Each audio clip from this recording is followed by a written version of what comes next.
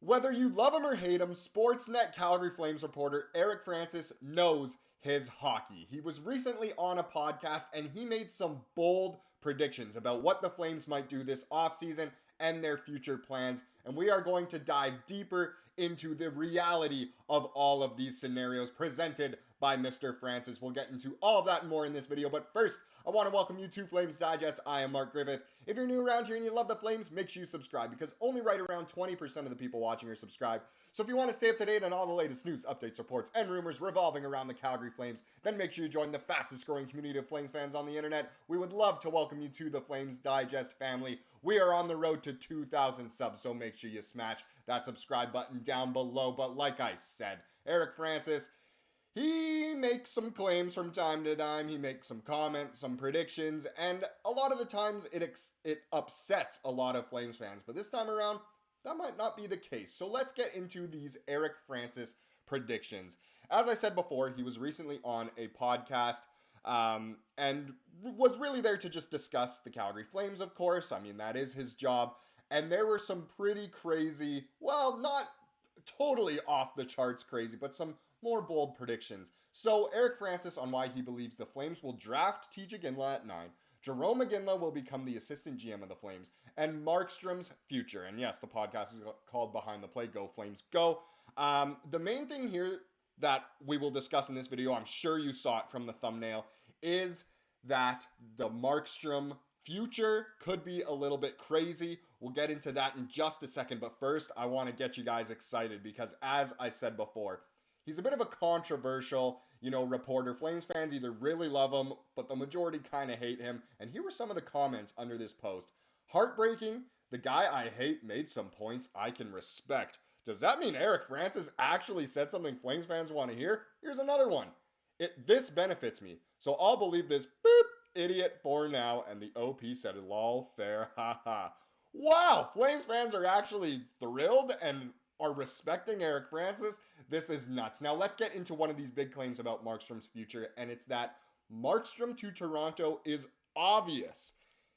Yes, that is an actual quote. He said it seems obvious to him that Jacob Markstrom will be traded to Toronto this off season. It's so funny how I, on these videos, try to say Toronto, the whole thing, when really in day-to-day life, I usually just go Toronto. My dad's from Toronto, and that's how he pronounces it. That's how I pronounce it. But in these videos, I try to go Toronto. But either way, Markstrom to Toronto is obvious. Markstrom to the Maple Leafs. And one reason for this is, of course, the main man, Brad Treliving, ex-Flames general manager who, in his time here, made some interesting deals, I guess we can say. And one very interesting thing I'll say about him being the main man in Toronto is that his problem in Calgary was that he could build very good regular season teams, but teams that couldn't get it done in the playoffs. Think of the 2019 Flames that were top of the West, the 2022 Flames that won the Pacific Division and looked like they should have been incredible and only won one series combined in those 2 years. Then he goes to Toronto, a team who, exact same thing, great regular season team, can't get it done in the playoffs, and so far they're doing the same thing. Well, maybe they need Jacob Markstrom, and that's a big reason why Markstrom to Toronto is obvious for Eric Francis. Another reason as well is that the Leafs, there's no denying that they need a goaltender. Samsonov was pretty bad to start the playoffs, and then he was, he got a lot better. Joseph Woll, again, if he's healthy, he can be really good. I think he had like the best goals against average in the playoffs or something. When healthy, of course, he's decent. But they need a real number one guy. And I'm sorry, Leafs fans, look away if you want to see this. But I saw this from the Hockey Writers, the best Maple Leaf goalies of all time. And if your goalies, your best goalies, the majority of them, only have black and white pictures, it's definitely time for something to change. I think the Maple Leafs have had some good goalies since they last won the Stanley Cup in 1967, but no way have they ever really had a goalie that could absolutely carry them. Jacob Markstrom, maybe his numbers aren't shocking to some people, but with a good defense in front of him, which is what the Maple Leafs will want to do this offseason, he could be very, very good. So I think for Eric Francis, that's a reason why Jacob Markstrom to the Maple Leafs is obvious. The reality of this is, yes, they'll definitely be in contention to acquire Jacob Markstrom this offseason. There are other teams that'll be looking at goalies. We'll see if Carolina can pull this series off against New York. They'll probably, want Freddie Anderson for the future. But if not, they might look into another goalie. We've seen teams like Detroit be mentioned LA be mentioned, and there are others as well, but Toronto is a very good contender. So in this way, not the most bold prediction of Francis saying it's obvious that Markstrom could go to Toronto, but maybe it's a little more bold to say that, it really will happen. Now let's get into the next section here and talk about the Iginlas. That was another little section we saw there in the first little picture I brought up. And you know what? I'll actually bring it up again. So Eric Francis says he believes the Flames will draft Iginla at 9, and then Jarome Iginla, the OG Iginla, will become assistant GM of the Flames. Now let's start here with the man that everyone is talking about right now, not just Flames fans, and that is this handsome young lad here, Tij Iginla. Absolutely tore it up for the Kelowna Rockets this season, and of course was unbelievable at the U18 World Championships recently for the gold medal winning team Canada. It's interesting to say that, he definitely thinks the Flames will take Iginla at 9. He believes, I'm talking about Eric Francis here. Eric Francis believes that Tej will, I guess we can say at this point, drop to 9th, because a lot of the experts have him going as high as 5th, with Montreal's pick. But Eric Francis said for sure the Flames will, his bold prediction here is that they will draft Iginla. A lot of people think he won't slip to number 9. His stock has risen too much. And a lot of Flames fans also are saying, don't put too much pressure on this guy. It'll be way too much pressure if he is drafted to the Flames organization, where his dad's name and number are already in the rafters. That's a lot to come up to.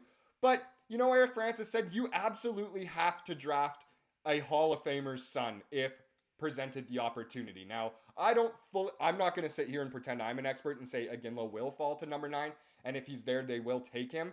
But the Flames in the past have taken some, Hall of Famers' sons, and it hasn't exactly worked great. While Brett Hull obviously went on to be one of the best goal scorers in NHL history, it just didn't happen for the Calgary Flames. I know part of sacrificing him was in order to win the Cup in '89, but would have obviously been nice to keep Brett Hull for his career. You think of guys like, maybe his dad isn't a Hall of Famer, but Eric Nystrom as well, so it isn't always guaranteed that the son is going to be as good as the father. Tij Iginla certainly seems better than Eric Nystrom.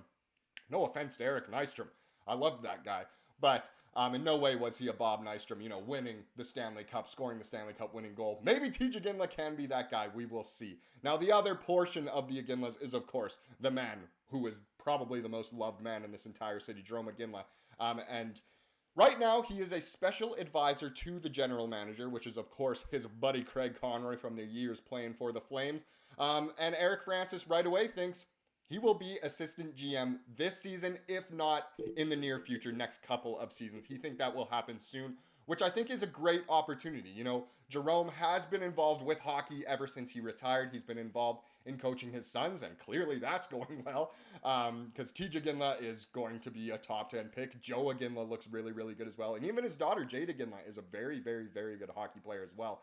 But to see him involved with the Flames this year, I can't fully say I know exactly what he did this year, but it was great to have him around. And to see him move into an assistant GM role could be huge, in terms of if maybe Craig Conroy doesn't pan out. I think Flames fans will happily accept Iginla if they believe in his, kind of plan, I suppose, and what he thinks is great for the organization. He has done amazing things for this organization, and I don't think he would sabotage the Flames organization if he were given more leadership power, executive scenarios and such. But either way, some bold predictions here of saying that the Flames pretty much guaranteed are taking Tij Iginla, and that Jarome Iginla is working his way up in the organization. The reality of those, honestly, they're pretty real. There's definitely a big chance of this happening. It may be bold to say for sure that these will happen, but it's not out of the question that they could happen. So no hate to Eric Francis in this video. We kind of like these ideas. It was refreshing to listen to him talk about this on the podcast as a Flames fan. Now let's wrap up this video with the comment of the day, everyone's favorite part of the day. And this one has to go with a couple videos ago talking about the Oilers versus Canucks series. Now that one is now tied up 2-2. The Oilers did get a win last night, and I really like this comment from this user here, a regular on the channel. I keep turning on this series, then turning it off after 2 minutes because I don't want either team to win. Yes, the rivalries are still real even when we're not in the playoffs, and it is funny to watch arguably your two least favorite teams going head to head in the playoffs in a high stakes scenario, and it just sucks that you're not involved in it. And I totally understand not wanting to watch, because why would you want to watch your least favorite team score and win games and celebrate? That was a funny comment there. I liked that one very much. Thank you so much for watching this video. Please subscribe if you like what you saw here today, and have a wonderful rest of your day.